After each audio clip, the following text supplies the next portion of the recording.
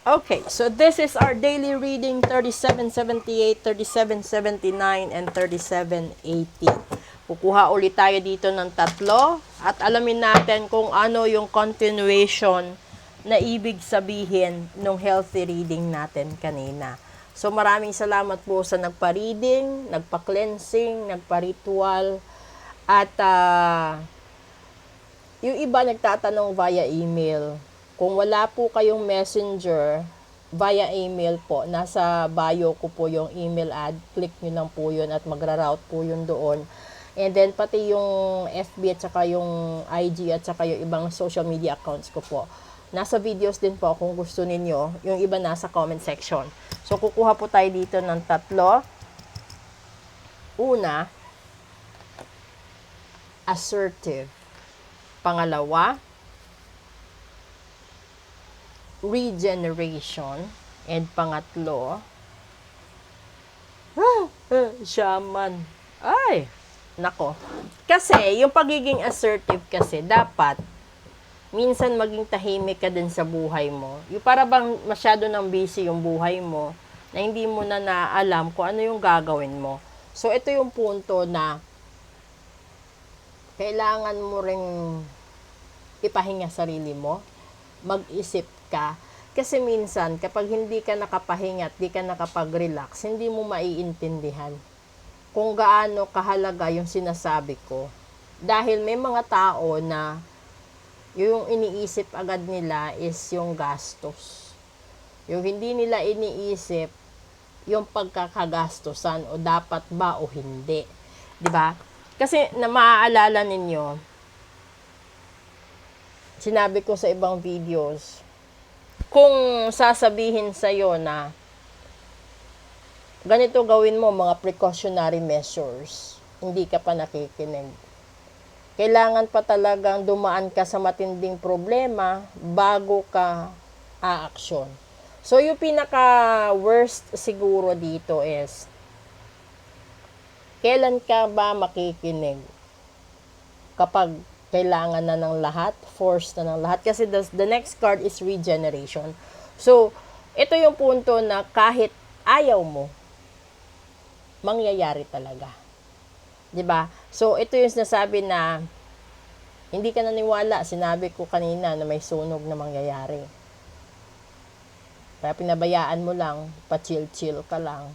Tapos, nung nasunog na, back to zero lahat. 'Di ba? Wala matitira eh. And then, ito yung huli kasi, this is the shaman.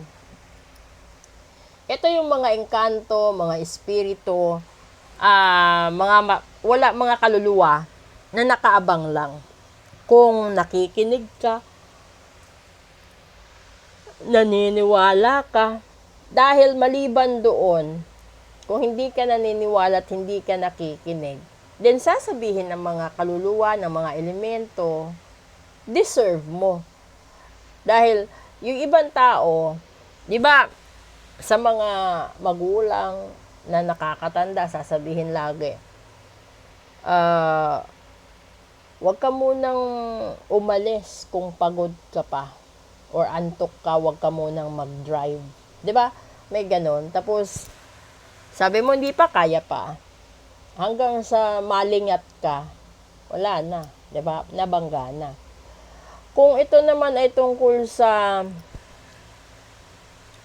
alam mo yung pakiramdam ng magulang, or minsan mga kapamilya mo na, kahit ikaw, di ba may nararamdaman ka na parang pinipigilan ka ng panahon na hindi ka matuloy.